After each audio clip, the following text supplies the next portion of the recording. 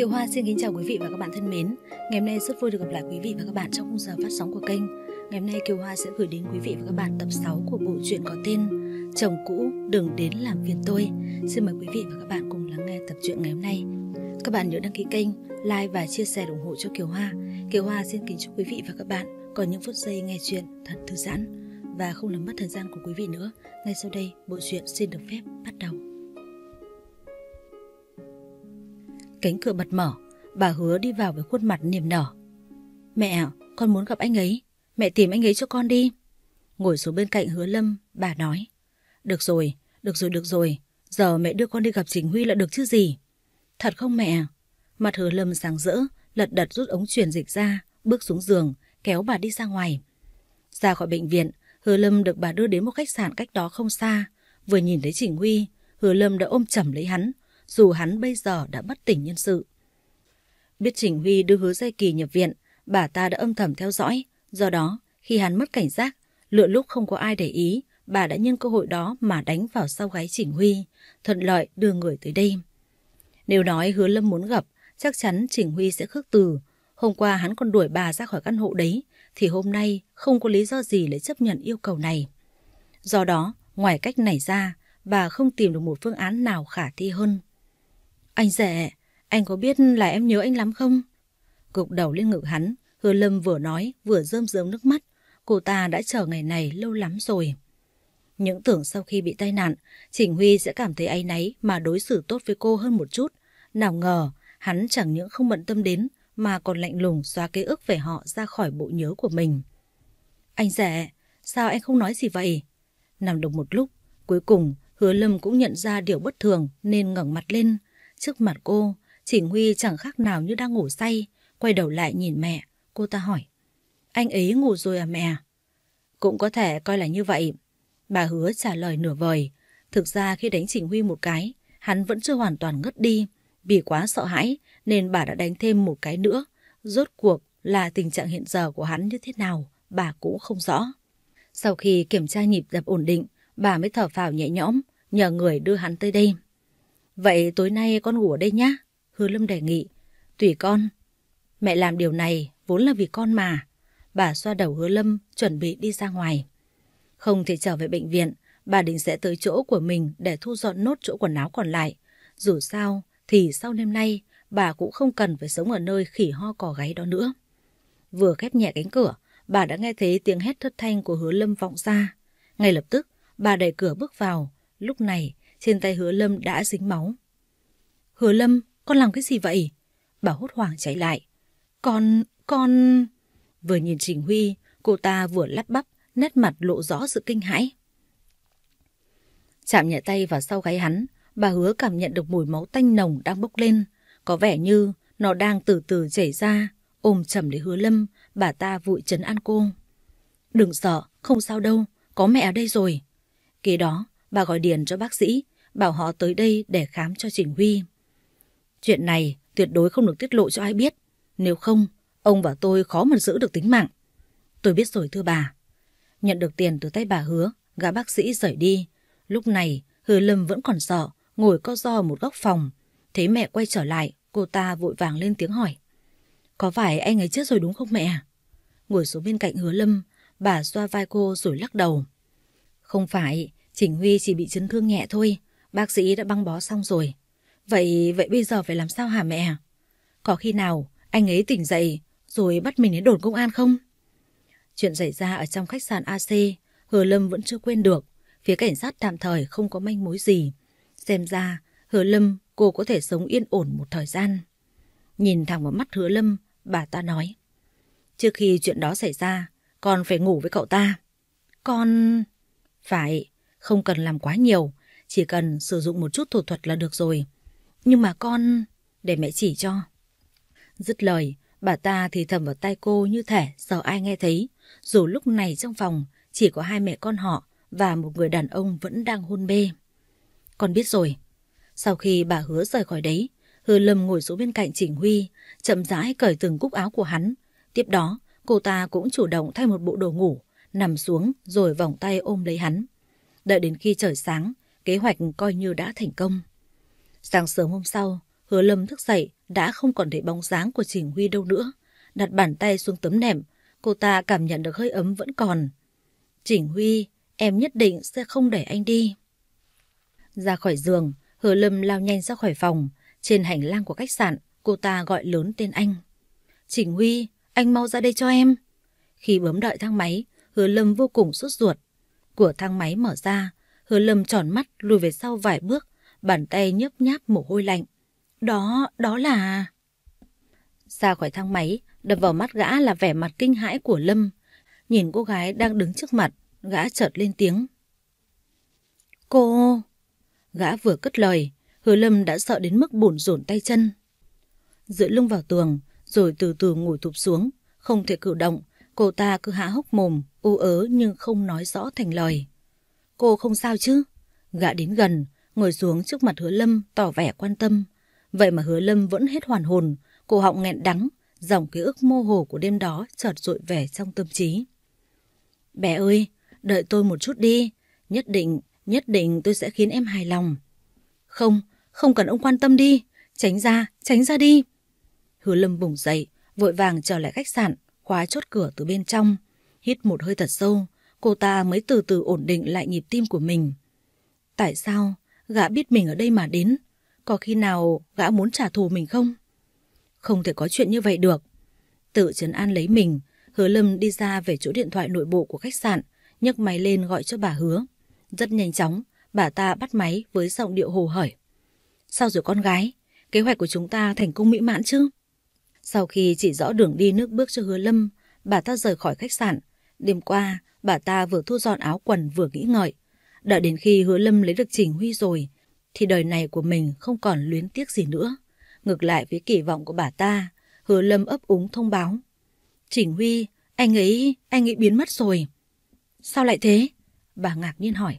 Về lý mà nói, Chỉnh Huy không thể bỏ đi khi bản thân vẫn còn đang trong tình trạng hôn mê.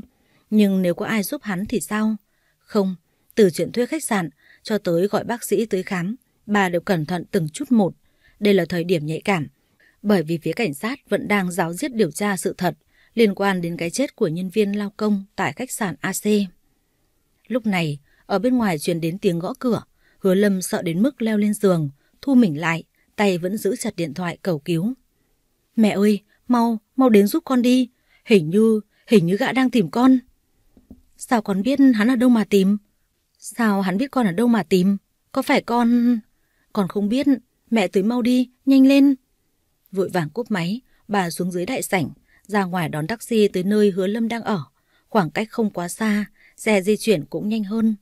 Cửa thang máy mở ra, bà Hứa nhìn khắp hành lang một lượt, nhưng không thấy gã đàn ông đó đâu. Đến trước cửa phòng của Hứa Lâm, bà chủ động lấy chìa khóa trong túi ra rồi mở cửa. Chốt cửa bị đẩy vào bên trong, cánh cửa để lộ ra một khe hở. Bà ta đẩy nhẹ rồi đi vào. Mẹ à! Trên tay cầm bình hoa đề phòng, Hứa Lâm gần như nín thở. Và khi thấy bóng dáng quen thuộc, cô ta mới đặt vật về chỗ cũ. Chạy tới ôm chầm lấy bà. Mẹ ơi con sợ lắm. Không sao đâu. Gã đó. Bên ngoài không có ai cả. Có khi nào con nhìn nhầm không? Không thể nhầm được. Chính là gã. Trên mép còn có nốt ruồi nữa. Con không nghĩ là mình hoa mắt đâu. Vỗ vai con gái, bà động viên. Được rồi, từ giờ mẹ sẽ không để con ở một mình nữa, được chưa?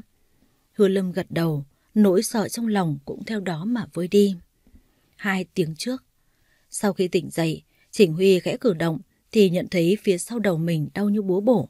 Hắn đưa tay lên chạm nhẹ, cảm nhận được vết máu đã khô lại. Nhìn thấy căn phòng lạ lẫm, hắn muốn ngồi dậy. Cuối cùng, khi hắn chưa kịp lê cơ thể của mình lên thì đã thấy một bàn tay vòng qua bụng. Bàn tay này không phải là Hứa Sai Kỳ. Tim hắn đập nhanh, ngoái đầu sang bên cạnh, đã giật thót khi thấy gương mặt của Hứa Lâm. Tại sao hắn có thể? Không, chắc chắn là có gì đó không ổn. Rất nhanh chóng, hắn để tay cô sang một bên, còn bản thân thì chậm rãi bước xuống giường, lặng lẽ rời khỏi đó. May sao khi hắn ra khỏi phòng, Hứa Lâm vẫn còn triền miên trong giấc mơ hoang đường của chính mình. Về nhà, hắn tắm rửa sạch sẽ rồi tới bệnh viện thăm Hứa Sai Kỳ. Đột nhiên biến mất một đêm, hẳn là cô đang rất lo sợ. Trên hành lang của bệnh viện, Chỉnh Huy vừa đi vừa nghĩ ngợi. Tối qua, rốt cuộc là ai đã đánh hắn ngất xỉu? Hắn nhớ trước khi chìm vào hôn mê, dáng người đó vô cùng quen thuộc. Hình như hắn đã gặp ở đâu đó rồi thì phải. Vậy mà hắn càng nghĩ lại càng không thể xác định. Giai Kỳ, anh... Đẩy cánh cửa vào trong, hắn niềm nở xuất hiện, cố tình xua đi những băn khoăn tối qua của cô. Ai ngờ thứ hắn nhìn thấy lại là nữ điều dưỡng đang thu dọn giường bệnh. Cô gái đêm qua ở đây đâu rồi? Hắn cất tiếng hỏi. À, người đó được chồng đưa về rồi. Chồng? Hứa Giai Kỳ làm gì có người chồng nào khác ngoài hắn? Lục Phiến Dương, mày chán sống rồi sao? Cửa đóng sầm lại, Trình Huy lái xe đến căn hộ chung cư của cô. Cùng lúc đó, Lục Phiến Dương đang ngồi ở phòng khách, đối diện với bố mẹ bàn chuyện kết hôn. Đi được nửa đường thì Lục Phiến Dương nhận được điện thoại của bà Hạ. Phiến Dương, sao giờ này con vẫn chưa về? Trên đường, đồng hồ chỉ gần 11 giờ. Con có việc bận, mẹ cứ ăn cơm trước đi. À, mẹ nói với bố dùm con một tiếng nhá, con sợ... Alo, mày về đây cho bố, nhanh lên. Lời, ông Lục cúp máy, không còn cách nào khác. Lục Phiến Dương đành nhờ tài xế chạy theo Trình Huy, rồi báo lại cho anh tên bệnh viện. Còn bản thân thì về nhà trình diện với bố mẹ. Cửa vừa mở ra, Lục Phiến Dương đã thấy họ ngồi trong phòng khách chờ anh. Phía đối diện còn có một cô gái xinh đẹp. Phiến Dương, con ngồi xuống đó đi. Đúng rồi, ngồi ở đó. Chỉ tay về chỗ trống phía bên cạnh cô gái, bà gật đầu. Giới thiệu với cháu, đây là Phiến Dương, con trai bác, hiện đang điều hành công ty thời trang. Có gì không biết, cháu cứ hỏi nó giải đáp cho. Dạ vâng ạ. Lịch sự đưa tay ra trước, cô tự giới thiệu. Tôi là Lâm Quân Giao, rất vui được làm quen với anh. Chào cô. Lục Phiến Dương lạnh nhạt đáp, bàn tay vẫn không chịu đáp lại khiến Lâm Quân Giao ngượng ngùng. Phiến Dương. Bố đã lên tiếng, hắn không thể không làm theo. Bố mẹ cháu vẫn khỏe chứ? Dạ vâng ạ. Bố cháu đợi khi nào cháu và anh Dương chính thức hẹn hò, sẽ về đây một chuyến ạ.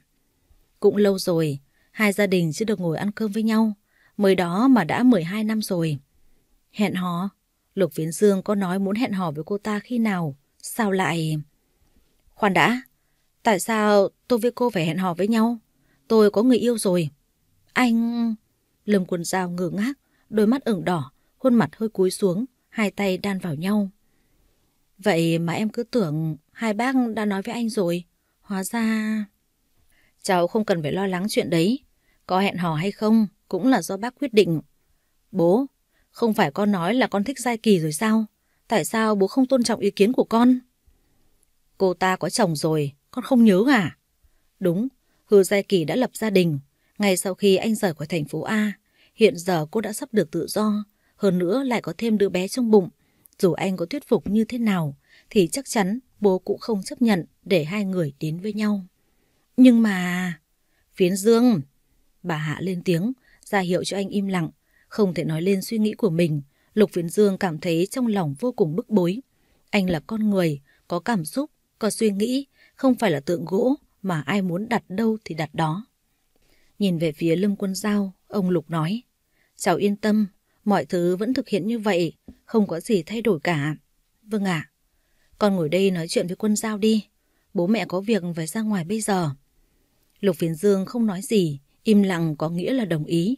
Khi động cơ xe ô tô vang lên rồi nhỏ dần bên tai, Lục Phiến Dương mới để mắt tới Lâm Quân Giao. Không thể phủ nhận là cô ta rất xinh đẹp. Tuy nhiên, vẻ đẹp này lại không thu hút được ánh nhìn của anh. Quân Giao, có một điều tôi muốn nói cho cô biết. Người anh yêu là Hứa Giai Kỳ, không phải tôi. Lâm Quân Giao nhanh chóng cướp lời anh. Lục Phiến Dương nhìn cô ta với ánh mắt ngạc nhiên. Anh không nhớ tôi sao? Chúng ta đã từng gặp nhau rồi. Lâm Quân Giao thừa nhận. Nghe vậy, Lục Phiến Dương nhíu mày suy nghĩ. Hôm ở dưới căn hộ chung cư của Hứa Giai Kỳ, tôi và anh... Dù vậy, Lục Phiến Dương vẫn không tài nào nhớ nổi hình dáng lúc ấy của cô ta. Khi đó, tâm trí anh chỉ nghĩ đến Hứa Giai Kỳ mà thôi. Tôi có một đề nghị, anh có muốn nghe không? Sau khi biết được vị hôn phu tương lai của mình là Lục Phiến Dương, Lâm Quân Giao đã động tâm suy nghĩ sẵn một kế hoạch thật hoàn hảo. Đó là cùng anh diễn một vở kịch. Cô nói thử xem. Hiện tại, Lục Phiến Dương vẫn chưa xác định được Lâm Quân Giao là người như thế nào. Trước mắt, anh chỉ có thể đi bước nào tính bước đó. Tôi không thích anh. Tôi cũng không có hứng thú với cô. Hiếm khi tìm được người có cùng suy nghĩ, Lục Phiến Dương thấy an tâm hơn hẳn. Tôi yêu Trình Huy. Anh lại thích Hứa Giai Kỳ. Sao chúng ta không hợp tác với nhau? Khi nào kế hoạch thành công, tôi và anh sẽ có được thứ mình muốn. Chuyện này... Lục Viễn Dương do dự. Nhìn bộ dạng phân vân của anh, Lâm Quân Dao càng thêm động lực để lôi kéo. Nếu anh không hợp tác với tôi, anh cũng không có sự lựa chọn nào khác đâu. Ngừng một lát, cô ta nói tiếp. Không gấp, anh cứ từ từ mà suy nghĩ. Lâm Quân Dao cầm theo túi xách đứng dậy, đi về phía cửa. Đúng như cô dự đoán, Lục Viễn Dương đã gọi cô lại. Khoan đã. Hợp tác vui vẻ. Lâm Quân Dao xoay người lại, chủ động đưa tay ra. Tôi tự có cách, cảm ơn cô. Lục Viễn Dương đã từ chối lời đề nghị của Lâm Quân Dao. Anh ta bị điên đấy à? Khẽ nhún vai, Lâm Quân Dao nở một nụ cười gượng gạo, rồi xoay người bỏ đi. Khi qua bậc cửa, cô ta đột nhiên quay lại, nhìn vào mắt Lục Viễn Dương mà hỏi. Cái thai trong bụng Hứa Giai Kỳ là của anh? Hứa với em một chuyện có được không? Giữ bí mật với Chỉnh Huy. Nhớ lại lời Hứa Giai Kỳ, Lục Viễn Dương thản nhiên thừa nhận. Phải, tôi hiểu rồi. Đã nhận được câu trả lời mà cô ta muốn, Lâm Quân Dao không có ý định ở lại thêm một chút nào nữa. Rời khỏi biệt thự nhà họ Lục, cô ta định đi tìm Chỉnh Huy để nói cho hắn biết rõ sự thật. Tuy nhiên, mới đi được nửa đường, xe đã tự động quay đầu lại. Lâm Quân Dao đi rồi. Lục Viễn Dương nhanh chân chạy tới bệnh viện để tìm Hứa Giai Kỳ. Sau khi gặp điều dưỡng viên, anh cũng nhận được câu trả lời tương tự như Chỉnh Huy. Sợ hắn gây khó dễ cho cô, sợ Hứa Giai Kỳ sẽ bị bại lộ chuyện đang mang thai, Lục Viễn Dương tức tốc đến nhà Chỉnh Huy. Anh tin rằng Giai Kỳ đang ở đó. Trái ngược với suy nghĩ của hai người họ, Hứa Giai Kỳ đã xuất viện, trở lại căn hộ chung cư của mình. Chúng ta phải đi thôi, con ạ. Thông báo với đứa bé trong bụng một câu, Hứa Giai Kỳ xách hành lý ra bên ngoài. Khi cánh cửa thang máy vừa mở, người đầu tiên cô gặp chính là Chỉnh Huy. Em định đi đâu? Không liên quan tới anh. Lướt qua người hắn, Hứa Giai Kỳ đi thẳng vào trong thang máy, mặc cho cô phớt lờ, hắn vẫn quyết tâm bám đuổi đến cùng. Cánh cửa khép lại, Hứa Giai Kỳ quay sang nói với hắn. Anh còn muốn gì ở tôi? Chẳng phải bây giờ chúng ta đã ly thân rồi sao? Nhưng chưa ly hôn. Thứ tôi cần là chữ ký của cô. Hóa ra hắn đến đây không phải để năn nỉ hay níu kéo. Mục đích thật sự của Chỉnh Huy là muốn dứt khoát kết thúc cuộc hôn nhân không hạnh phúc này. Cũng phải, xung quanh hắn có nhiều lựa chọn như vậy. Hà cứ gì cứ đâm đầu vào cô chứ. Thật ngu ngốc. Chỉ chút nữa bị ảo tưởng, Hứa Giai Kỳ ném một tiếng thở dài, dường đôi mắt lạnh lùng nhìn hắn. Cô hỏi, tờ giấy đâu? Trong phòng cô. Lật lại ký ức, Hứa Giai Kỳ nhớ ra cô chưa kịp ký giấy thì đã bị ngất xỉu, được hắn đưa vào bệnh viện. May sao bác sĩ chưa tiết lộ chuyện cô mang thai được 2 tháng, nếu không thì mọi chuyện sẽ rắc rối hơn nhiều. Lục Viễn Dương mới về nước chưa được 1 tháng, việc cô lấy anh ra làm bình phong quả thực rất nguy hiểm. Do đó cô tự nhủ rằng sau khi hoàn tất thủ tục ly hôn với Chỉnh Huy, bản thân cô cũng không làm phiền tới Lục Viễn Dương nữa. Tận hưởng cuộc sống của một bà mẹ đơn thân, không có đàn ông, không có đau thương. Vậy bây giờ, Hứa Giai Kỳ còn chưa nói hết câu, Chỉnh Huy đã chủ động bấm thang máy, quay lại tầng 7, nơi cô vừa rời đi cách đây chưa lâu. Đột nhiên ngay lúc này, thang máy dừng lại, ánh sáng ở trên đầu chớp nháy thêm vài lần rồi tắt hẳn.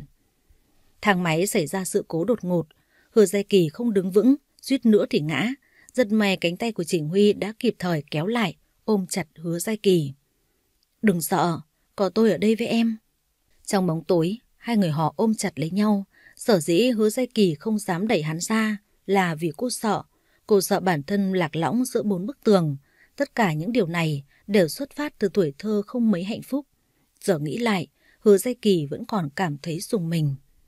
Đứng cạnh hắn, khi kẽ hở giữa hai người chỉ vừa đủ cho luồng khí chạy qua, Hứa Giai Kỳ cảm nhận được chống ngực hắn đang đập dồn.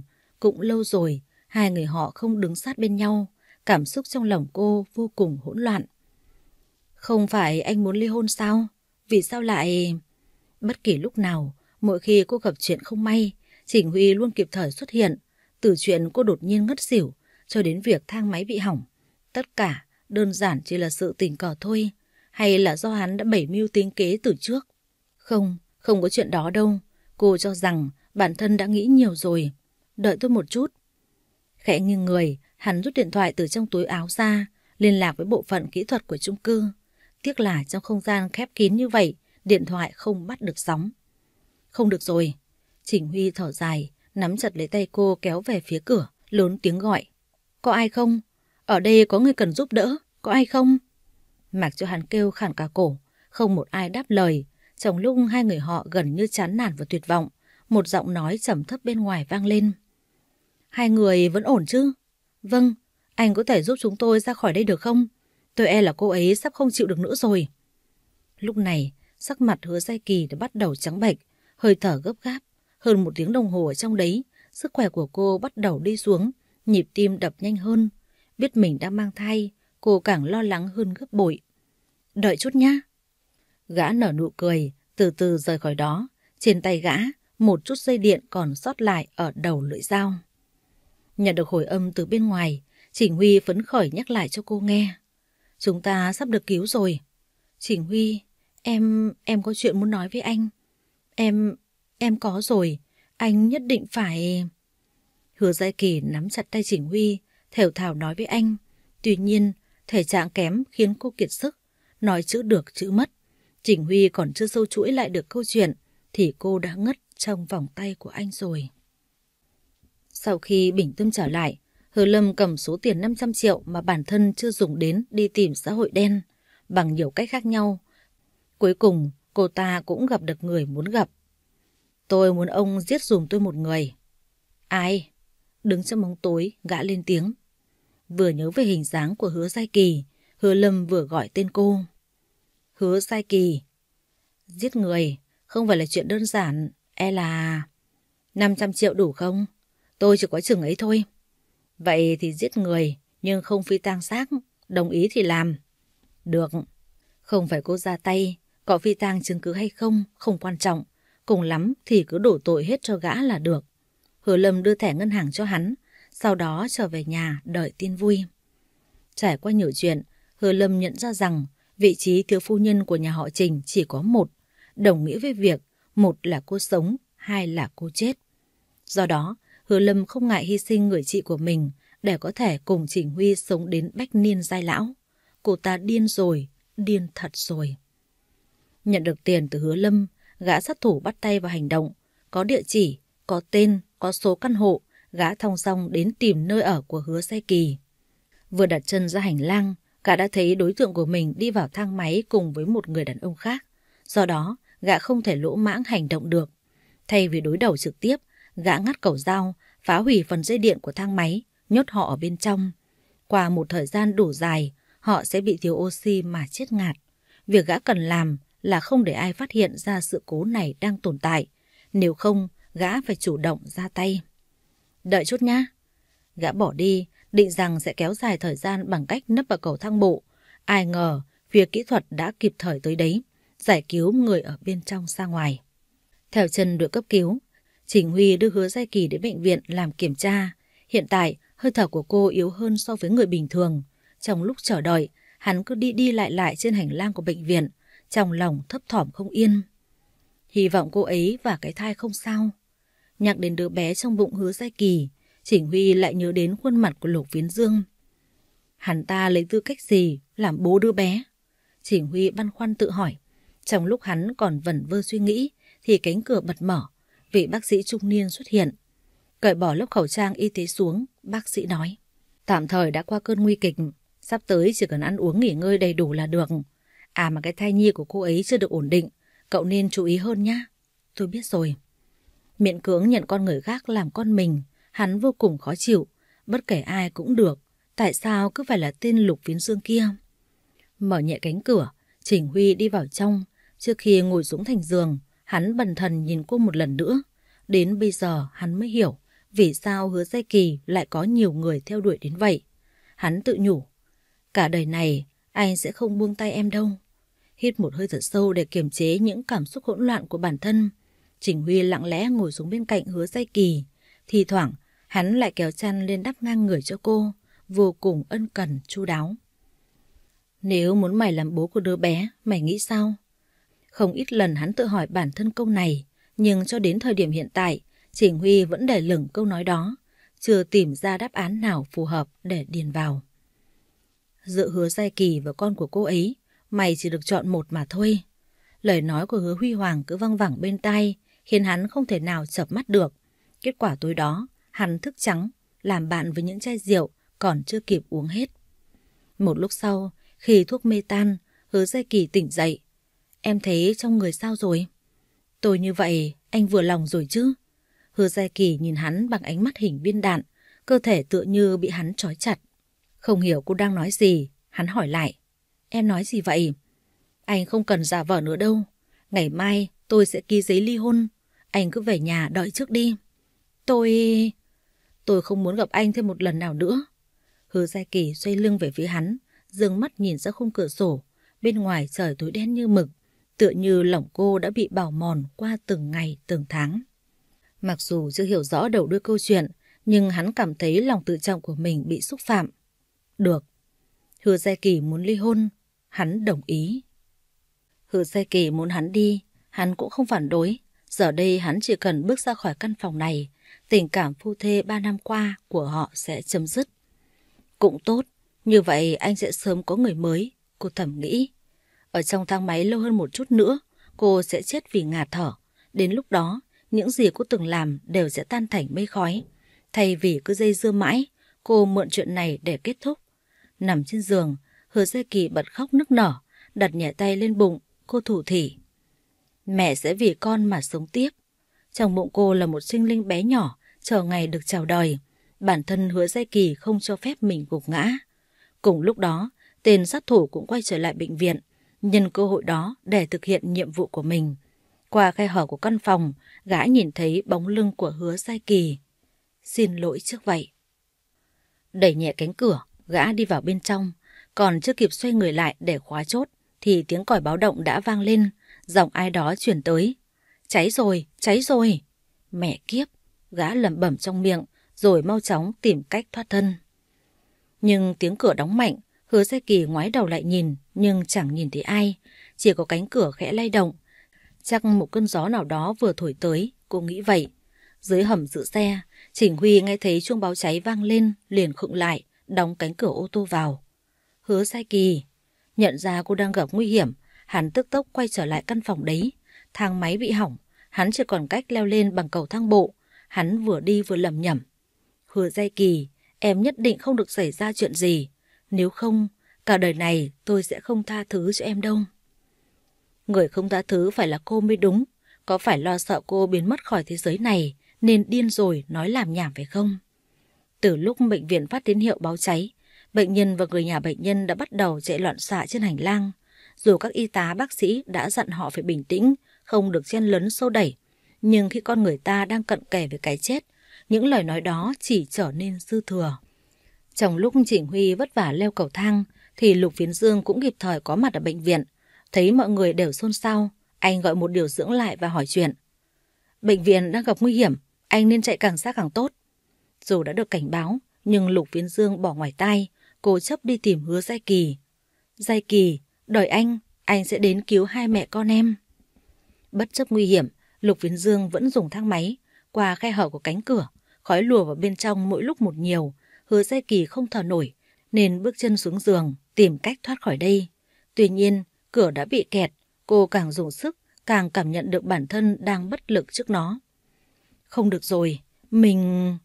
Trở lại giường bệnh, Hứa Giai Kỳ mở vỏ gối, đổ chai nước suối lên đấy, thấm ướt, rồi dùng nó làm khăn bịt mũi.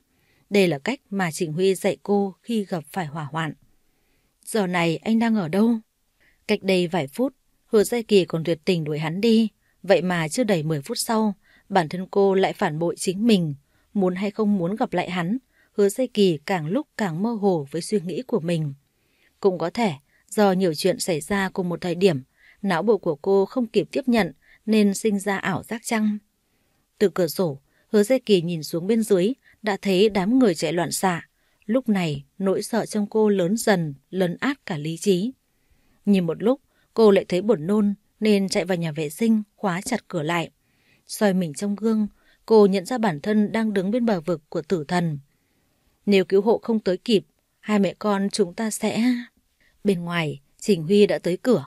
Hắn dùng sức đẩy vào bên trong nhưng không được. Cửa bị kẹt rồi. Không còn cách nào khác, hắn dùng ghế đập cửa. Thủy tinh vỡ, hắn chui người vào trong, nhanh tay xử lý chốt cửa. Hóa ra trước khi đi, tên kia đã nhét một tấm rẻ ở bên dưới, ngăn không cho Hứa Giai Kỳ thoát ra ngoài. Giai Kỳ, em ở đâu? Tìm khắp căn phòng một lượt, Chỉnh Huy vẫn không thấy cô. Từ khung cửa sổ nhìn xuống, hắn mơ hồ hỏi. Có khi nào cô ấy đã... Chợt một ý nghĩ lóe lên, hắn mở cửa đi vào nhà vệ sinh. Nhìn thấy cô ngất xỉu trên sàn nhà, hắn lập tức ôm cô chạy ra ngoài. May sao lực lượng cứu hộ đã có mặt kịp lúc, trợ giúp họ một tay. Để tôi, chậm thôi, cô ấy đang mang thai. Thấp thoáng thấy bóng dáng của Chỉnh Huy, Lục Phiến Dương đuổi theo hắn. Sau khi làm một số biện pháp sơ cứu, Hứa Giai Kỳ đã tỉnh lại. Một lúc sau, cô mới nhìn rõ người đang ngồi bên cạnh mình. Phiến Dương, anh vừa cứu em sao? Ừ, em thấy trong người sao rồi? Lúc kịp thời leo lên xe cứu thương của bệnh viện, bóng dáng Chỉnh Huy đã không thấy đâu nữa.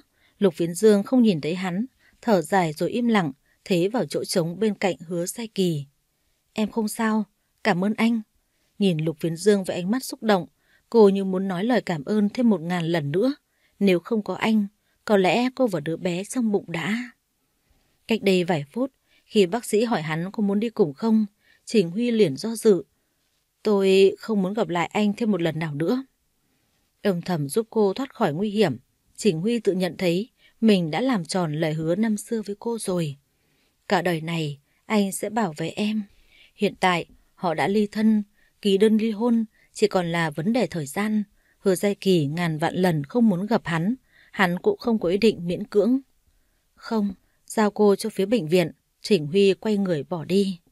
Những gì em muốn, anh đều có thể giúp em thực hiện, nhưng duy chỉ có một việc, anh đành phải thừa nhận rằng bản thân đã lỡ buông tay em quá sớm, khi trái tim vẫn không ngừng thổn thức yêu đương.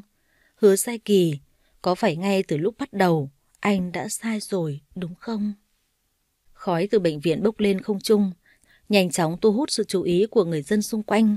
Họ cùng nhau xì xào bàn tán và cầu nguyện cho những điều tốt lành sẽ đến. Trong đám đông đấy, tên sát thủ dùng tay kéo mũ xuống thấp, miệng lý nhí. Cháy đi, cháy to hơn nữa đi. Trong những cách mà hắn thực hiện, có lẽ sự cố này chính là may mắn ngàn năm có một. Không cần động thủ, con mồi cũng tự ra đi. Bản thân không ai bị nghi ngờ, nhưng vẫn lót túi được số tiền kha khá. Vui vậy đủ rồi, gã lẳng lặng rời đi. Nằm trên giường bệnh, Hứa Giai Kỳ cố gắng lục lại ký ức vừa qua. Người cô cứu khỏi đám cháy thực sự là Lục Phiến Dương. Tại sao ngay lúc này tâm trí cô lại hoàn toàn trống rỗng? Thêm nữa, đối diện với Lục Phiến Dương, thử cầm tay anh, cô không cảm nhận được gì cả. Một chút hơi ấm cũng không có. Chỉnh Huy, người đó có phải là anh không? Cánh cửa bật mở, Lục Phiến Dương bước vào. Hứa Giai Kỳ giả vờ nhắm mắt. Sau khi vụ hỏa hoạn xảy ra, cô chưa thể mở lòng đón nhận tình cảm của Lục Phiến Dương. Nếu anh thật sự là người cứu cô, có lẽ ngoài 2 chữ cảm ơn thì Hứa Giai Kỳ không thể làm thêm bất cứ điều gì khác. Trải qua một cuộc hôn nhân không trọn vẹn, cô cho rằng trái tim mình đã chết. Thay vì tìm lại chút cảm giác khoái lạc trong tình yêu, Hứa Giai Kỳ chỉ biết bám víu vào nguồn sống duy nhất trong bụng để vượt qua sự khắc nghiệt của cuộc sống. Không chồng, không nghề nghiệp, không nơi nương tựa. Sắp tới cô biết sống như thế nào đây? Giá mà. Mỗi lần nghĩ tới mẹ và em gái, Hứa Giai Kỳ chỉ đành bất lực buông tiếng thở dài, chấp nhận số phận. Giai Kỳ, em không sao là tốt rồi. Cũng may là anh đã đến kịp lúc, nếu không thì... Ngồi xuống bên cạnh giường bệnh, nhân lúc cô đang ngủ say, Lục Phiến Dương tự cho phép mình cầm tay cô rồi thủ thỉ. Trong đầu anh lúc này là hình ảnh Chỉnh Huy ôm cô lao ra khỏi đám cháy, sau đó lặng lẽ bỏ đi. Nếu hắn đã không muốn quay lại với em, vậy anh sẽ là người làm điều đó, Lục Phiến Dương tự nói với chính mình. Kéo chăn lên đắp ngang người cho cô, Lục Phiến Dương đứng dậy rồi mở cửa đi ra ngoài. Sau cánh cửa, Hứa Giai Kỳ chậm chậm mở mắt. Lục Phiến Dương, là anh thật rồi. Biết được sự thật, không hiểu sao bản thân cô lại có chút hụt hẫng. Nếu người cứu cô là Chỉnh Huy thì sao? Mọi chuyện có thay đổi không? Hứa Giai Kỳ tự vấn bản thân suốt một đêm, cuối cùng cũng nghĩ thông suốt. Thay vì cứ hy vọng em sẽ ký đơn ly hôn, không còn ràng buộc, sẽ không còn vướng bận đúng không anh? Dù hận Chỉnh Huy đến tận xương tủy, nhưng kể từ khi mang thai, Hứa Giai Kỳ lại trở nên yếu mềm hơn hẳn.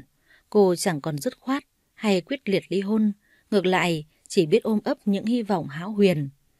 Bên ngoài khung cửa sổ, ánh đèn đêm mở dần trong mắt Hứa Giai Kỳ, căn phòng trở lại dáng vẻ yên tĩnh vốn có.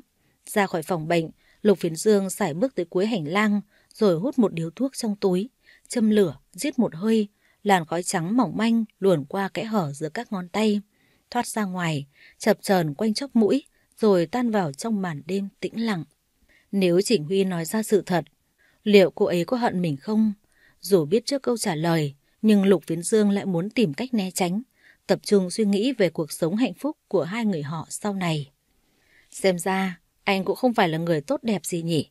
Không chỉ mạo nhận là mình cứu Hứa Giai Kỳ, mà còn muốn Chỉnh Huy biến mất mãi mãi nữa chứ. Lục Phiến Dương, anh thật là ngây thơ. Giọng nói này hắn đã nghe đâu đó rồi. Giờ nghĩ lại, anh thấy sống lưng mình lạnh toát. Tại sao cô ta lại có thể đọc được hết những suy nghĩ trong đầu anh? Xoay người lại phía sau, Lục Phiến Dương được đối phương chào đón bằng một nụ cười. Chúng ta lại gặp nhau rồi. Xem ra duyên phận của anh với tôi tốt hơn so với Hứa Giai Kỳ thì phải. Như mọi lần, mỗi lần Lâm Quân Dao xuất hiện, cô ta đều mặc đồ tôn vòng 3 đầy đặn của cơ thể. Chỉ nhìn thôi cũng đủ khiến người ta cảm giác ngổn ngộn sôi thịt. Khác với những cô gái ở bên ngoài, Lâm Quân Dao luôn ý thức được mình sẽ mặc gì, ở đâu và gặp đối tượng nào. Do đó, trong mắt bố mẹ Lục Phiến Dương, Lâm Quân Dao vẫn là một cô gái hết mực ý tứ và nết na. Cô tới đây làm gì? Tôi đến để giúp anh. Giúp tôi? Lục Phiến Dương nheo nheo mắt lại, cố gắng suy đoán mục đích của cô ta. Ngoài việc liên quan đến Chỉnh Huy, Lục Phiến Dương không nghĩ là cô ta còn mối bận tâm nào khác. Lâm Quân Dao gật đầu. Phải, tôi không cần cô giúp. Chẳng phải lúc ở nhà tôi đã nói rõ rồi sao? Cô không nhớ à? Thả điếu thuốc còn cháy dở trên tay xuống đất, Lục Phiến Dương dùng chân nghiền nát nó. Nhìn cảnh tượng đấy, Lâm Quân Dao châm chọc. Anh ghét tôi thì ghét, đừng có làm mấy chuyện mất vệ sinh như vậy. Xin lỗi, tôi có việc bận, cố từ từ mà ngắm cảnh. Lục Phiến Dương vừa xoay người đi, Lâm Quân Dao đã lớn tiếng hỏi. Anh không tò mò, vì sao đám cháy lại xảy ra đúng lúc à? Qua vài lần tiếp xúc với Lâm Quân Dao, Lục Phiến Dương biết cô ta không phải là người dễ đối phó, nhất là khi cô ta và Hứa Giai Kỳ lại cùng yêu chung một người đàn ông, Chỉnh Huy. Kể từ lúc từ chối lời đề nghị hợp tác, Lục Phiến Dương những tưởng sẽ không gặp lại cô ta lần nào nữa. Vậy mà chưa đầy 12 tiếng trôi qua, anh lại đụng độ Lâm Quân Dao ở một nơi như thế này, trước phòng bệnh của Hứa Giai Kỳ. Do đó, khi cô ta có chủ ý nhắc về đám cháy, hẳn có bí mật gì đó không thể tiết lộ cho ai biết. Lục Phiến Dương dừng chân, từ từ xoay người lại, đứng đối diện với Lâm Quân Dao. Anh nén một tiếng thở dài, chậm chậm cất lời. Ý cô là sao? Lục Phiến Dương, anh đang giả vờ ngây thơ với tôi đấy à? Hay đừng nói là anh không đủ IQ để suy đoán nhá. Lâm Quân Dao vừa nói vừa cười, thái độ châm chọc Lục Phiến Dương. Đứng trước một kẻ có nhiều nỗi lo như anh, Lâm Quân Dao dễ dàng nắm thế chủ động. Đừng nói với tôi là... Phải, tôi chính là người gây ra vụ hỏa hoạn đấy. Cô ta vừa dứt lời, Lục Phiến Dương đã xông tới, ép cô ta vào tường mà chất vấn. Vậy là ngay từ đầu, cô đã có ý định giết chết hai mẹ con Hứa Giai Kỳ sao? Nếu tôi nói phải, có khi nào anh sẽ giết tôi ngay tại đây luôn không? Nhìn thẳng vào mắt anh, cô ta hỏi lại. Với Lâm Quân Dao mà nói, thứ cô ta cần không phải là tình yêu của Chỉnh Huy, mà chính là vị trí thiếu phu nhân của nhà họ Trình. Chỉ khi leo lên được tới đấy, cả đời cô ta không cần luồn cúi trước bất kỳ một ai. Về điểm này, Lâm Quân Dao và Hứa Lâm lại có nét tương đồng. Họ đặt lợi ích cá nhân lên trên cảm xúc của bản thân, không màng tới sự đồng thuận hay phản đối của trái tim. Cô... Nói thì nói vậy, nhưng Lục Phiến Dương không đủ can đảm để giết người. Một khi cô ta đã đến đây, đồng nghĩa với việc phải có thứ gì đó trong tay để uy hiếp anh. Sau khi suy nghĩ kỹ càng, anh từ từ buông Lâm Quân Dao ra. Đưa tay chỉnh lại cổ áo, Lâm Quân Dao mỉm cười. Xem ra, anh không ngu tới mức tôi nghĩ. Nếu như tôi không làm vậy, liệu anh có cơ hội thu hút được sự quan tâm của Hứa Giai Kỳ không? Nhiều năm như vậy rồi, anh nghĩ bản thân mình vẫn còn là Lục Phiến Dương của ngày xưa á. Đúng là mơ mộng hão huyền. Bồi hồi nhớ lại ngày ấy, Lục Phiến Dương vô cùng hối hận. Nếu không phải anh gây ra chuyện, bị gia đình phát hiện, chắc hẳn chẳng ai lại chạy trốn ngay cả trong đêm. Mỗi lần gặp Hứa Giai Kỳ, anh đều muốn thổ lộ hết lòng mình cho cô hiểu. Tiếc là có những việc, ngay cả Lục Phiến Dương cũng chỉ lực bất tòng tâm. Rốt cuộc là cô muốn gì? Vòng vo một hồi, sự tò mò trong lòng Lục Phiến Dương cuối cùng cũng trỗi dậy. Tôi có thứ này cho anh xem, hay lắm. Lục Phiến Dương nhìn Lâm Quân Dao với ánh mắt nghi ngờ. Hiện tại, anh không tài nào đoán được cô ta lại muốn giở trò gì nữa. Tuy vậy, mỗi lần nói chuyện, Lục Phiến Dương đều có cảm giác bất an trong lòng. Anh xem đi. Hướng màn hình điện thoại về phía Lục Phiến Dương, Lâm Quân Dao mỉm cười khi đoạn video bắt đầu chạy. Mỗi giây trôi qua, mắt Lục Phiến Dương mỗi lúc càng mở to hơn, cảm giác năm đó lại ùa về trong anh. Lục Phiến Dương tưởng chừng như bản thân mình sắp không đứng vững nữa rồi. Tại sao cô lại có nó? Lục Phiến Dương đưa tay ra định giật cái điện thoại, thì Lâm Quân Dao đã lách người sang một bên. Kế đó, khi anh định lao tới, Lâm Quân Dao lập tức lên tiếng cảnh báo. Cho dù anh có lấy được thì sao? Tôi không ngu đến mức chỉ giữ một bản này thôi đâu. Hay là anh muốn... Lâm Quân Dao đưa điện thoại cho Lục Phiến Dương. Anh cầm lấy rồi giơ lên cao, định ném xuống sàn. Tuy nhiên, khi bình tĩnh trở lại, Lục Phiến Dương từ từ hạ tay xuống. Tóm lại là cô muốn làm gì? Bị cô ta nắm thóp, Lục Phiến Dương cảm thấy bất lực. Ngay cả quyền tự do lựa chọn sống theo cách mình, anh cũng không được nữa là. Thấy đối phương đã ngoan ngoãn nghe lời, Lâm Quân Dao lấy cái điện thoại, đi một vòng quanh anh rồi nói. Chúng ta hợp tác đi. Tùy cô vậy. Khi nào cần thì hãy gọi cho tôi. Lúc này, Lục Phiến Dương cần một không gian để điều chỉnh lại hơi thở của bản thân. Không gì tốt hơn là dòng nước mắt lạnh ở sau cánh cửa. Lững thững về phía nhà vệ sinh. Một lần nữa, Lục Phiến Dương lại bị cô ta gọi. Khoan đã, thế anh không định bắt tay chúc mừng cho sự hợp tác lần đầu của chúng ta sao? Không cần đâu. Lục Phiến Dương mệt mỏi đáp lời. Nhưng tôi có chuẩn bị thêm một món quà khác tặng anh đấy. Nói sao nhỉ? Nếu đưa nó cho Hứa Giai Kỳ, chắc chắn cô ta sẽ hận anh đến chết. Cô... Tiến về phía Lục Phiến Dương, Lâm Quân Dao mò mẫm trong túi xách ra được 2 tấm ảnh tặng cho Lục Phiến Dương. Trước khi rời đi, cô ta không quên nháy mắt và gửi anh một lời chúc. Chúc anh đêm nay sẽ ngủ ngon nha. Lâm Quân Dao đi rồi, Lục Phiến Dương mới cảm nhận được hơi thở yếu ớt của mình. Khi chuyện cũ bị đảo lại, bản thân hắn như rơi vào trong mê cung, không tìm thấy lối thoát. Những tưởng sau khi sóng yên biển lặng, cuộc đời anh sẽ bước sang một trang mới. Nhưng không. Lâm Quân Dao đã kéo quá khứ nhơ bẩn kia trở lại, dìm Lục Phiến Dương dưới hố sâu tội lỗi. Không được, nhất định không được để cô ấy biết chuyện này. Trên tay Lục Phiến Dương, lúc này chính là hình ảnh của Trình Huy và Hứa Giai Kỳ lao ra khỏi đám cháy. Một khi tấm ảnh này rơi vào tay Hứa Giai Kỳ, ắt hẳn cô sẽ chạy đi tìm Trình Huy để nói lời cảm ơn. Chỉ cảm ơn thôi sao?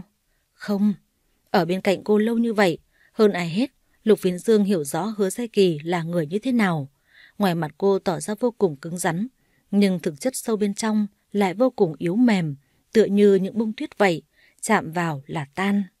Muốn giấu kín bí mật này mãi mãi, không còn cách nào khác ngoài việc hợp tác với Lâm Quân Dao. Lục Phiến Dương thừa biết, đi đêm lắm có ngày gặp ma, nhưng cho dù có gặp đi chăng nữa, anh cũng không còn cơ hội để quay đầu lại. Tìm một góc khuất ở lối thoát hiểm, Lục Phiến Dương đốt 2 tấm ảnh đó đi, từ từ thả chúng xuống sàn cho tới khi cháy hết. Nhìn những tro tàn khẽ bay bay, Lục Phiến Dương mới yên tâm mà rời khỏi đó. Thông tin về đám cháy nhanh chóng được phát tán trên TV. Ngoài việc tường thuật là do sự cố chập điện, biên tập viên cũng không quên nhắc nhở mọi người cẩn thận củi lửa khi mùa đông tới. Ngồi trên ghế sofa, Hứa Lâm mỉm cười đắc ý. Hứa Giai Kỳ, vĩnh biệt chị. Đến tối, Hứa Lâm lên mạng tìm hiểu thông tin về đám cháy ở Bệnh viện Trung ương thành phố, thì được biết không có người nào tử vong hay bị thương nặng. Chẳng hiểu cánh nhà báo làm ăn như thế nào, chút thông tin nhỏ nhặt đó cũng không chịu cập nhật kịp thời. Không đủ kiên nhẫn để chờ đợi lâu, một lần nữa, Hứa Lâm lén lút đi tìm tên sát thủ kia. Khi tới nơi, Hứa Lâm cảm nhận được mùi tanh của máu đang hòa lẫn trong bầu không khí ngột ngạt giữa 4 bức tường. Khi thêm vài bước, Hứa Lâm cảm giác dưới chân mình có cái gì đó nhơm nhớp. Từ từ cúi mặt xuống, cô há hốc mồm, mắt mở to khi nhìn thấy khuôn mặt be bét máu cùng một bàn tay đang nắm lấy cổ chân. Cứu tôi! Hoảng sợ tột độ, Hứa Lâm vùng chạy khỏi đấy, mãi cho tới khi về đến khách sạn, hơi thở mới bình thường trở lại. Ai đã giết hắn? Không phải Hứa Lâm ra tay, kẻ đứng sau vẫn còn là một bí ẩn. Lâu ngày không gặp, Hứa Lâm nhớ Chỉnh Huy đến phát điên. Nếu không phải gặp lại gã đàn ông kia, hẳn cô ta đã có mặt ở nhà Chỉnh Huy từ lâu rồi. Khéo léo lựa chọn trang phục tôn dáng triệt để, Hứa Lâm đón xe đến nhà Chỉnh Huy rồi bấm chuông. Hồi hộp chờ đợi, một khoảng thời gian không gặp, Hứa Lâm tin chắc Chỉnh Huy sẽ không còn giận cô vì chuyện cũ. Mà có giận thì sao chứ? Xoa dịu đàn ông chính là nghề của cô mà. Nghe tiếng chuông cửa, Chỉnh Huy uể oải rời khỏi ghế sofa, đi ra ngoài, đưa tay xoay nắm cửa. Hắn cố mở to mắt để nhìn vị khách mới sáng sớm đã ghé thăm. Anh rể. Hứa Lâm cười cười, xưng hô vô cùng thân mật. Không để cho hắn có cơ hội khước từ, Hứa Lâm nhanh chân đi vào trong nhà, yên vị trên ghế sofa ở phòng khách. Anh rể. Hứa Lâm nhìn hắn, gọi một tiếng thân thuộc. Hứa Lâm, em quên lời anh nói rồi sao? Dạ. Cách đây 2 tuần, hắn đã tuyên bố rằng nếu Hứa Lâm còn dám bước chân vào căn hộ chung cư này một lần nữa thì không có bóng dáng của Hứa Giai Kỳ. Khi không có bóng dáng của Hứa Giai Kỳ thì đừng trách vì sao hắn tuyệt tình.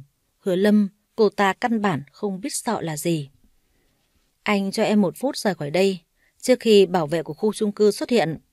Nhìn vào mắt hắn, Hứa Lâm cảm nhận được Chỉnh Huy của bây giờ và ngày xưa đã đổi khác rất nhiều. Đối lập với hình ảnh soái ca ngôn tình, Chỉnh Huy trước mặt cô ta thảm hại biết bao. Tóc không cắt, áo quần không thay, râu ria lởm chởm. Ban nãy, suýt chút nữa thì hắn bước ra. Hứa Lâm tưởng rằng mình đã bấm lộn số tầng của căn hộ. Lật đật chạy tới chỗ Chỉnh Huy, ngồi xuống bên cạnh hắn. Hứa Lâm nài nỉ van xin. Anh rể, đừng đuổi em đi mà có được không? Anh rể, em biết sai rồi. Từ nay em sẽ không dám tùy tiện làm như vậy nữa đâu.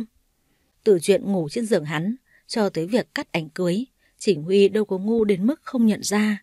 Chỉ là anh cũng từng có một cô em gái, đáng tiếc, con bé không tồn tại trên đời này nữa. Do đó, nhìn cách hắn đối xử với Hứa Lâm, đủ hiểu hắn thương em gái mình đến nhường nào. Hứa Lâm, vết thương này cô giải thích thế nào đây? Đưa tay chạm nhẹ sau gáy, Chỉnh Huy nhìn cô ta hỏi. Hứa Lâm còn đang lúng túng thì chốt cửa đã mở, một người khác bước vào. Trái ngược với vị khách đầu tiên, đây là người mà Chỉnh Huy đã trông mong mấy ngày liền. Mẹ à! Ngoái đầu lại nhìn, Chỉnh Huy lên tiếng. Vừa nhìn thấy bà Trình, Hứa Lâm đã lập tức buông tay Chỉnh Huy ra, đứng lại ngay ngắn, nghiêm chỉnh, lén tay lau đi những giọt nước mắt trượt trở rơi xuống. Bước về phía Hứa Lâm, bà nhìn thẳng vào mặt cô ta. Cháu chào bác ạ. Không nói không rằng, bà vung tay tặng cho cô ta một bạt tay trong sự ngỡ ngàng của tất cả mọi người. Hứa Lâm đau đớn kêu lên, một bên má ửng đỏ. Hứa Lâm, cô có biết mình đang đứng ở đâu không? Cháu... Hứa Lâm lắp bắp, nhất thời vẫn chưa hoàn hồn. Sau khi giải quyết những rắc rối liên quan, Hứa Lâm mới đủ dũng cảm để đi tìm Chỉnh Huy. Nhân lúc hai người họ gương vỡ chưa lành, cô ta quyết định thực hiện kế hoạch của mình một lần nữa. Trong túi xách của Hứa Lâm mang theo bên mình vài viên thuốc kích dục vẫn được giấu kỹ càng. Chỉ cần có cơ hội, cô ta sẽ dùng nó trên người Chỉnh Huy. Cứ đinh ninh rằng kế hoạch lần này của mình sẽ thành công, không bị ai phá hoại. Nào ngờ khắc tinh của cô ta lại xuất hiện. Là do cô ta xui xẻo hay do Chỉnh Huy vốn dĩ luôn may mắn? Nở một nụ cười đắc ý, bà Chỉnh nói. Đây là nhà con trai tôi, không phải là công viên mà cô thích thì đến, không thích thì đi. Và nhà họ Trình, tôi chỉ thừa nhận duy nhất một người con dâu, tên là Hứa Giai Kỳ mà thôi. Cho dù cô có cố gắng đến mấy, cũng là công dã tràng xe cát. Hứa Lâm, tôi khuyên cô nên từ bỏ đi. Bác hiểu lầm rồi, thật ra cháu... Không để cô ta nói hết câu, bà đã giơ tay lên ngăn lại. Không cần giải thích, mau mau biến khỏi mắt tôi đi. Nhưng mà bác ơi, muốn tôi gọi bảo vệ đưa cô đi à? Hay muốn đến công an ngồi uống nước giải trình vì xâm nhập gia cư bất hợp pháp? Hứa Lâm quay sang nhìn Chỉnh Huy một cái, thấy anh ngồi im trên ghế sofa, người thẫn thờ, không bận tâm đến ấm ức rời đi. Ra ngoài, Hứa Lâm không nhịn nổi mà hét lớn. Đồ đàn ông nhu nhược! Nếu không phải vì cái gia tài cách xù của nhà họ Trình, Hứa Lâm còn lâu mới nhẫn nhục đến giờ này. Cái gai trong mắt đã đi, bà Trình chậm rãi ngồi xuống ghế sofa, đối diện với đứa con trai duy nhất của mình. Chỉnh Huy, con có biết bộ dạng của con bây giờ khó coi lắm không? Không sao đâu mẹ à. Chỉnh Huy lạnh nhạt đáp lời. Chỉ còn vài hôm nữa thôi, Hắn và Hứa Giai Kỳ sẽ chính thức ly hôn. Sau đó, cô sống cuộc đời của cô, hắn sống cuộc đời của hắn, chẳng ai liên quan đến ai. Nghĩ cũng lạ, kết hôn được 3 năm, vậy mà hắn chưa một lần quan tâm đến cảm xúc của cô. Nhưng lúc hắn buồn bực hay thất vọng, thậm chí là suy sụp, Hứa Giai Kỳ luôn là người chủ động an ủi, tiếp thêm sức mạnh cho hắn. Nhờ đó, công việc mới phát triển thuận lợi như hiện tại. Khi đã đứng trên đỉnh cao danh vọng, hắn ngoái đầu nhìn lại, dưới chân hắn, căn nhà kia vẫn nguyên vẹn như xưa, chỉ là hắn không còn được thấy cô ngồi bên bàn ăn mỗi buổi tối nữa rồi. Trình Huy, khi nào anh mới về vậy? Em đã nấu cơm xong rồi. Giờ nghĩ lại, hắn vẫn nhớ giọng nói ngọt ngào của cô. Cô luôn âm thầm quan tâm, chăm sóc hắn. Còn hắn thì sao? Ngày ngày chỉ biết vùi đầu vào công việc, thỉnh thoảng khó chịu lại cáu gắt với cô. Mặc cho Hứa Giai Kỳ chẳng có lỗi lầm gì. Trình Huy, mày có xứng đáng là một người chồng tốt không? Chỉ nhiêu đó thôi chưa đủ. Sau khi khiến cô bị sảy thai, thái độ của hắn càng tệ hơn nữa. Rõ ràng biết rằng cô đang buồn vì mất đi đứa con. Vậy mà hắn chẳng một lời động viên an ủi. Thậm chí chỉ một cái ôm cảm thông cho sự mất mát đó cũng không có. 3 năm, hắn tự hỏi bản thân mình đã trở thành một người chồng như thế nào mà khiến một người kiên cường như Hứa Giai Kỳ cũng phải bất lực buông tay. Hắn có muốn níu kéo cuộc hôn nhân này không? Đương nhiên là có. Vậy thì tự hỏi, hắn dựa vào đâu để níu giữ bước chân cô đây? Tình yêu, sự chân thành, lòng tin, sự cảm thông. Nghĩ đến đó, hắn liền bật cười chế giễu. Những thứ vừa kể ra, hắn không có một cái nào cả. Yêu có, hận có, nhưng tình yêu của hắn bị trói buộc bởi sự ích kỷ của bản thân. Trình Huy, con có nghe mẹ nói gì không? Mãi đến khi bà Trình gọi tên hắn lần thứ 3, Trình Huy mới sực tỉnh. Dạ. Khi nào con sẽ ra tòa ly hôn? Mẹ biết rồi ạ. Hắn chưa một lần đề cập đến chuyện mình với Hứa Giai Kỳ ly hôn. Làm sao bà biết được? Không lẽ... Giai Kỳ đã tới gặp mẹ. Cô ấy nói là con phụ bạc. Trình Huy đón lời mẹ. Không, Giai Kỳ cúi đầu xin lỗi. Con bé xin lỗi vì không thể phụng dưỡng mẹ đến suốt đời. Đến lúc này, khi đã cận kề với sự tan vỡ trong hôn nhân, Trình Huy vẫn không hiểu được người cùng chung chăn gối với mình suốt 3 năm qua. Giai Kỳ, xin lỗi em. Xin lỗi vì đã không cho em được một cuộc sống mà em mong muốn. Vậy thì anh sẽ buông tay. Sao tự dưng mẹ lại đến đây? Không muốn đề cập tới Hứa Giai Kỳ, hắn tìm đại một vấn đề khác để nói chuyện. Nói gì thì nói, hôm nay bà đã cứu hắn một màn thua trông thấy. Giả sử hôm nay mẹ hắn không đến, Hứa Lâm có lẽ đã hoàn thành bước cuối cùng trong kế hoạch của cô ta rồi. Mẹ đến lấy một ít đồ đem vô bệnh viện cho Giai Kỳ. Sao cô ấy không gọi con? Trước câu hỏi này của hắn, bà không biết nên trả lời như thế nào. Hiện tại, mặc dù chưa hoàn tất thủ tục ly hôn, nhưng trên thực tế, cả hai đều đã có dự định riêng cho tương lai của mình rồi. Vậy thì còn tìm đến nhau làm gì nữa? Áo quần vẫn để chỗ cũ đúng không? Vâng. Rời khỏi ghế sofa, bà đi vào phòng ngủ, tìm một cái túi xách rồi cho mấy bộ quần áo vào. Đa số đều là quà tặng từ mẹ chồng và hắn. Hứa Giai Kỳ không mang theo. Hôm nay bà gọi cô để hỏi về chuyện ly hôn của hai đứa. Tình cờ biết được cô nhập viện vì sự hỏa hoạn bất ngờ xảy ra ở chung cư. Nghe hết đầu đuôi câu chuyện, bà thở phào nhẹ nhõm, thầm cảm ơn trời đất vì phù hộ cho cô bình an vô sự. Với bà Trình, Hứa Giai Kỳ không đơn giản chỉ là một cô con dâu, mà là con gái mới đúng. Bà Trình có một cô con gái tên là Trình Anh, hiện đang du học ở nước ngoài. Do đó, trong khoảng thời gian dài hai mẹ con không được trò chuyện tâm sự, Hứa Giai Kỳ chính là niềm an ủi, động viên duy nhất của bà. Không khó hiểu khi cô được bà hết mực yêu thương. Lúc trở ra, trên tay bà cầm theo một giỏ xách màu đỏ. Mẹ để con đem đến cho cô ấy. Vậy cũng được. Trình Huy với tay lấy áo khoác trên móc, cầm túi xách đi ra khỏi nhà. Ngay lúc này đây, hắn lại chủ động tới tìm Hứa Giai Kỳ. Có lẽ hắn đang hy vọng có một cơ hội cuối cùng sao? Trên đường đến bệnh viện, điện thoại của Trình Huy liên tục đổ chuông. Nhìn thấy cái tên Hứa Lâm cứ chớp nháy trên màn hình, Trình Huy quyết định làm lơ. Mặc kệ cô ta. Đêm đã khuya, hành lang bệnh viện tương đối vắng người. Hắn sải bước chậm rãi, thông thả tới phòng bệnh mà cô đang nằm. Chắc cô ấy ngủ rồi.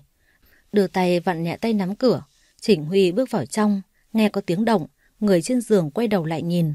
Giây phút nhìn thấy Chỉnh Huy, trái tim cô lại thổn thức, khẽ đặt tay lên bụng. Hứa Giai Kỳ nén một tiếng thở dài, kiềm chế cảm xúc của bản thân. Hứa Giai Kỳ tự nhủ, vẫn còn cơ hội, tuyệt đối không nên vội vàng. Cô vẫn chưa ngủ sao? Chỉnh Huy lên tiếng hỏi. Trong phòng bệnh, giữa 4 bức tường, Chỉnh Huy đứng đối diện với Hứa Giai Kỳ, bầu không khí thật ngượng ngùng. Họ từng say đắm, từng cuồng nhiệt khi yêu, rồi tới lúc kết hôn, trên khuôn mặt của mỗi người chưa bao giờ thiếu đi nụ cười. Hạnh phúc có, đau khổ có, nhưng suy cho cùng, họ đã nắm tay nhau đi suốt 3 năm trời.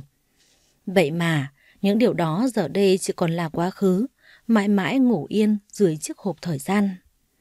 Có nằm mơ, Chỉnh Huy cũng không dám nghĩ rằng đến một ngày hai người họ thực sự đường ai nấy đi, và càng tệ hơn khi chính hắn là kẻ phụ bạc. Chưa, khuya rồi, anh đến tìm tôi có việc gì không? Với một người ngông cuồng như Chỉnh Huy, chẳng bao giờ hắn chịu hạ mình trước bất kỳ một ai, trừ những lúc say. Chuyện hôm đó ở hành lang chung cư của Hứa Giai Kỳ vẫn nhớ rõ. Ngoài việc mặc định đó là trò trẻ con, cô tuyệt đối không còn suy nghĩ nào khác. Mẹ có việc bận, nhờ tôi đem cái này đến cho cô. Bước đến bên cạnh giường bệnh, Chỉnh Huy để giỏ đồ xuống bên cạnh. Kế đó hắn nhìn khắp căn phòng một lượt, lúng túng nói. Nếu không còn gì nữa thì tôi về nhá. Hắn vừa xoay lưng bước đi, Hứa Giai Kỳ đã lên tiếng. Từ từ đã, tôi có chuyện muốn nói với anh. Nghe vậy, hắn khấp khởi mừng thầm trong lòng. Nếu cô ấy ngỏ lời quay lại, mình tuyệt đối không bỏ qua cơ hội này, hắn dặn lòng. Khóe môi cũng theo đó mà bất giác nở nụ cười. Em cô nói đi. Đưa tay luồn xuống dưới gối, Hứa Giai Kỳ lấy ra một tập hồ sơ đưa cho hắn. Đây là toàn bộ thủ tục để ly hôn, bao gồm cả chữ ký của tôi. Chỉnh Huy ơi là Chỉnh Huy, có phải mày yêu nhiều tới mức bị hoang tưởng rồi không? Một cuộc hôn nhân chỉ toàn đau khổ và nước mắt, hà cớ gì phải níu kéo không buông. Suy cho cùng, ly hôn mới là kết quả tốt nhất cho cả hai. Tôi biết rồi, tôi sẽ đưa nó cho phía luật sư. Cảm ơn anh. Không còn gì để nói, dù chỉ là lời cuối, Chỉnh Huy bần thần đứng đó một lúc rồi rời đi. Ngày hôm nay, trời không trăng không sao, chỉ có một màn đêm u tịch phủ lấy thành phố này. Chúng ta thực sự kết thúc rồi sao? Hắn khép cửa lại, dựa lưng vào tường, từ từ cảm nhận nỗi đau đang chìm sâu trong lòng. Ngay khi con người ta tưởng rằng sẽ chẳng còn gì tệ hơn nữa, thì điện thoại lại báo tin nhắn đến. Em có thai rồi. Nhắn một tin gửi đến Chỉnh Huy, Hứa Lâm mỉm cười đắc ý. Dù cho kế hoạch vừa rồi có thất bại, Hứa Lâm vẫn có cách khiến cho Chỉnh Huy không thể rời khỏi cô ta. Cứ 5 phút trôi qua, Hứa Lâm lại kiểm tra điện thoại một lần, không có tin nhắn đến, không có một cuộc gọi nhỡ. Chỉnh Huy, anh cố tình bỏ mặc em sao? Hơn ai hết, Hứa Lâm biết rõ cái thai trong bụng của mình là của ai. Ban đầu, khi cơ thể có những triệu chứng bất thường, Hứa Lâm đâm ra lo sợ. Sau vài phút bình tĩnh trở lại, cô ta chợt nảy ra một ý. Nếu ông trời đã cho mình một đứa con, tại sao cô không dùng nó để trói buộc bước chân của Chỉnh Huy? Các bạn thân mến, tập 6 của câu chuyện đến đây là kết thúc rồi. Các bạn nhớ đăng ký kênh, like và chia sẻ để ủng hộ cho Kiều Hoa. Và xin hẹn gặp lại quý vị và các bạn trong tập 7 sẽ được phát sóng đều đặn vào lúc 21 giờ hàng ngày. Cảm ơn các bạn đã đón nghe. Xin chào và hẹn gặp lại.